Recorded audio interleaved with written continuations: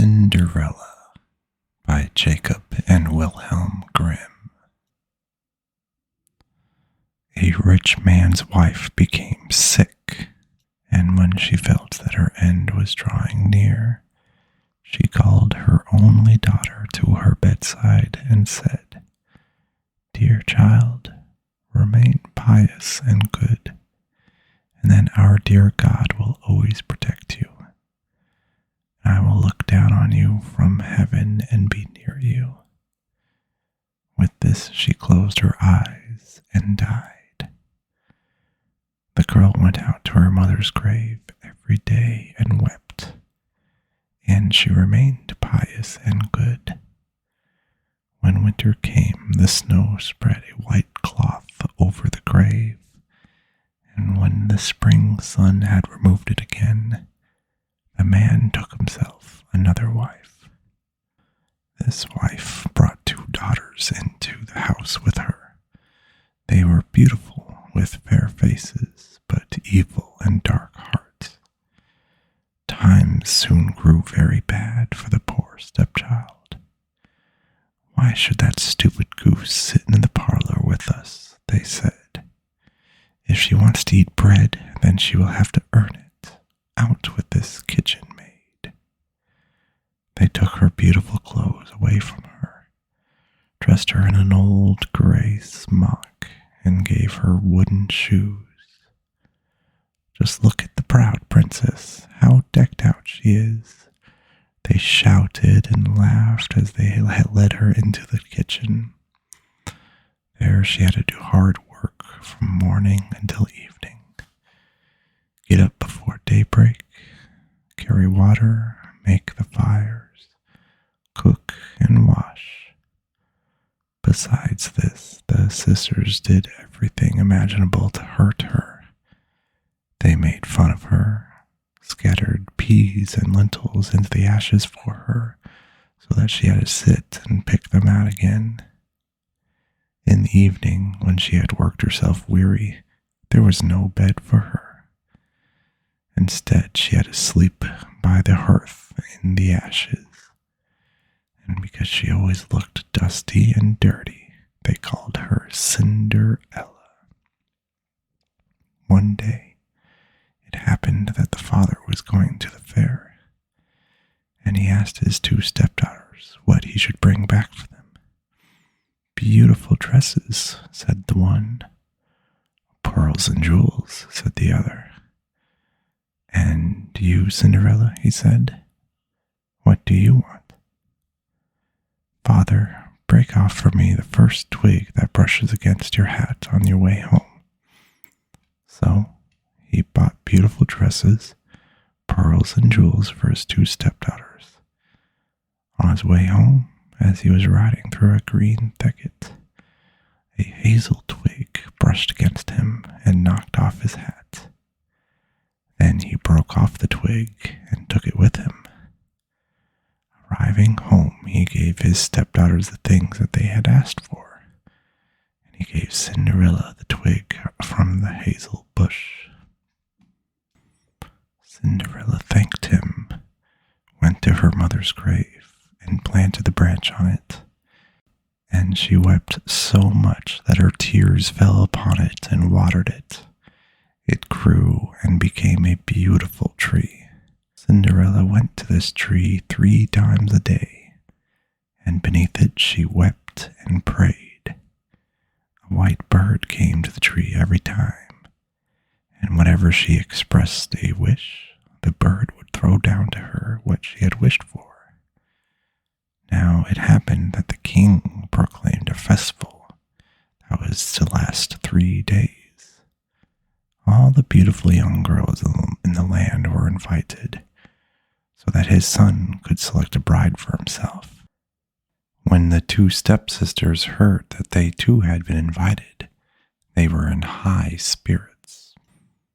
They called Cinderella, saying, "Comb our hair for us, brush our shoes and fasten our buckles. We are going to the festival at the king's castle."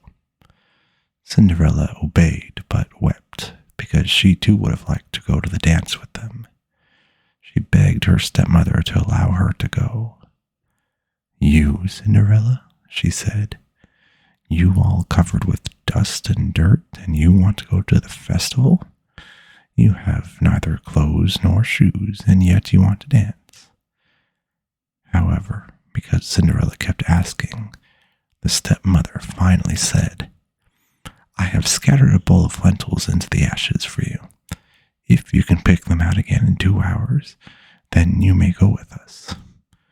The girl went through the back door into the garden and called out, "You tame pigeons, you turtle doves, and all you birds beneath the sky, come and help me to gather.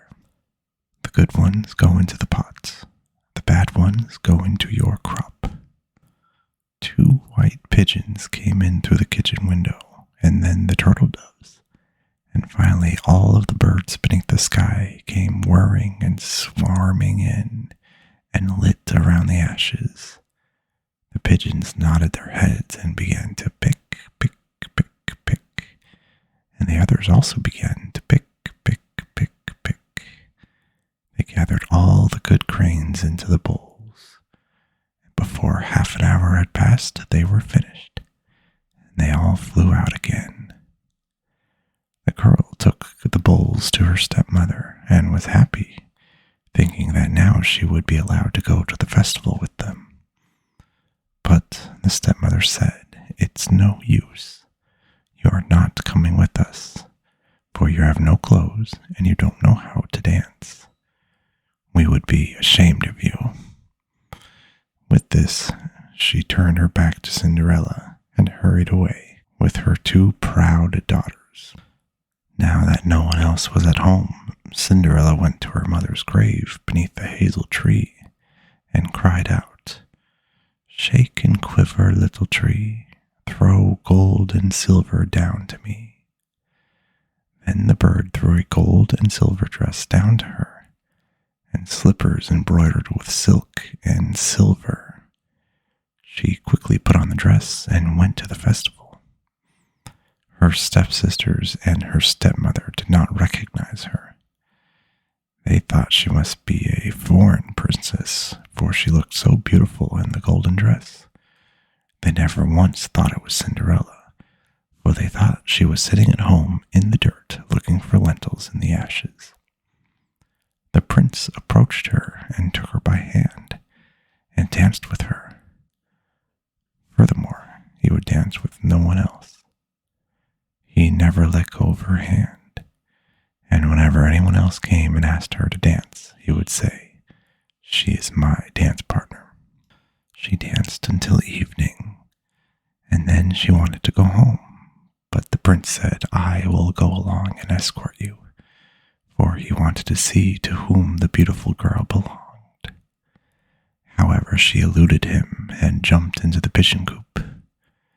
The prince waited until her father came, and then he told him that the unknown girl had jumped into the pigeon coop. The old man thought, could it be Cinderella? He had them bring him an axe and a pick so they could break the pigeon coop apart, but no one was inside. When they got home, Cinderella was lying in the ashes, dressed in her dirty clothes. A dim little oil lamp was burning in the fireplace. Cinderella had quickly jumped down from the back of the pigeon coop and had run to the hazel tree. There she had taken off her beautiful clothes and laid them on the grave, and the bird had taken them away again. Then, dressed in her gray smock, she had returned to the ashes in the kitchen. The next day, when the festival began anew, and her parents and stepsisters had gone again, Cinderella went to the hazel tree and said, "Shake and quiver, little tree, throw gold and silver down to me." Then the bird threw down an even more magnificent dress than on the preceding day. When Cinderella appeared at the festival in this dress, everyone was astonished at her beauty. The prince had waited until she came, then immediately took her by the hand and danced only with her. When others had came and asked her to dance with them, He said, "She is my dance partner." When evening came, she wanted to leave, and the prince followed her, wanting to see into which house she went. But she ran away from him and into the garden behind the house.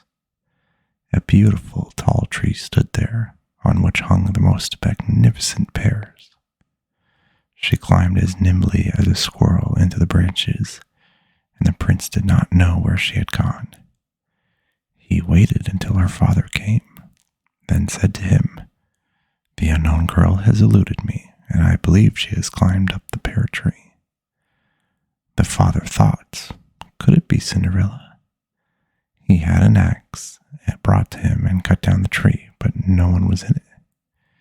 When they came to the kitchen, Cinderella was lying there in the ashes as usual, for she had jumped down from the other side of the tree and had taken the beautiful dress back to the bird in the hazel tree, and had put on her gray smock. On the third day, when her parents and sisters had gone away, Cinderella went again to her mother's grave and said to the tree, "Shake and quiver, little tree, throw gold and silver down to me." This time the bird threw down to her a dress that was more splendid and magnificent than any she had yet had, and the slippers were of pure gold. When she arrived at the festival in this dress, everyone was so astonished that they did not know what to say. The prince danced only with her, and whenever anyone else asked her to dance, he would say, "She is my dance partner." When evening came, Cinderella wanted to leave, and the prince tried to escort her, but she ran away from him so quickly that he could not follow her. The prince, however, had set a trap. He had had the entire stairway smeared with pitch. When she ran down the stairs, her left slipper stuck in the pitch. The prince picked it up. It was small and dainty and of pure gold. The next morning he went with it to the man and said to him, "No one shall be my wife except for the one whose foot fits this golden shoe." The two sisters were happy to hear this, for they had pretty feet. With her mother standing by, the older one took the shoe into her bedroom to try it on. She could not quite get her big toe into it, for the shoe was too small for her. Then her mother gave her a knife and said, "Cut off your toe. When you are queen, you will no longer have to go on foot." The girl cut off her toe, forced her foot into the shoe, swallowed the pain, and went out to the prince. He took her on his horse and his bride and rode away with her. However, they had to ride past the grave, and there on the hazel tree sat two pigeons crying out, "Rook-de-coo, rook-de-coo, there is blood in the shoe. The shoe is too tight, the bride is not right." Then he looked at her foot and saw how the blood was running from it. He turned his horse around and took the false bride home again, saying that she was not the right one, and that the other sister should try on the shoe. She went into her bedroom and got her toes into the shoe all right, but her heel was too large. Then her mother gave her a knife and said, "Cut off a piece of your heel. When you are queen, you will no longer have to go on foot." The girl cut a piece off her heel, forced her foot into the shoe, swallowed the pain, and went out to the prince. He took her on his horse as his bride and rode away with her. When they passed the hazel tree, the two pigeons were sitting in it, and they cried out, "Rook-de-coo, rook-de-coo, there's blood in the shoe. The shoe is too tight. The bride is not right." He looked down at her foot and saw how the blood was running out of her shoe and how it had stained her white stocking all red. Then he turned his horse around and took the false bride home again. "This is not the right one either," he said. "Don't you have another daughter?" No, said the man. There's only a deformed little Cinderella for my first wife, but she cannot possibly be the bride. The prince told him to send her to him, but the mother answered, Oh no, she is much too dirty. She cannot be seen. But the prince insisted on it, and they had to call Cinderella. She first washed her hands and face clean, and then went out and bowed down before the prince, who gave her the golden shoe. She sat down on a stool, pulled her foot out of the heavy wooden shoe, and put it into the slipper, and it fitted her perfectly. When she stood up, the prince looked into her face, and he recognized the beautiful girl who had danced with him. He cried out, She is my true bride. The stepmother and the two sisters were horrified and turned pale with anger. The prince, however, took Cinderella onto his horse and rode away with her. As they passed by the hazel tree, the two white pigeons cried out, Rook-de-coo, rook-de-coo, no blood's in the shoe. The shoe's not too tight, this bride is right. After they had cried this out, they both flew down and lit on Cinderella's shoulders, one on the right, the other on the left, and remained sitting there. When the wedding with the prince was to be held, the two false sisters came, wanting to gain favor with Cinderella and to share in her good fortune. When the bridal couple walked into the church, the older sister walked on their right and the younger on their left side, and the pigeons pecked out one eye from each of them. Afterwards, as they came out of the church, the older one was on the left side and the younger one on the right side, and the pigeons pecked out the other eye from each of them. And thus, for their wickedness and falsehood, they were punished with blindness as long as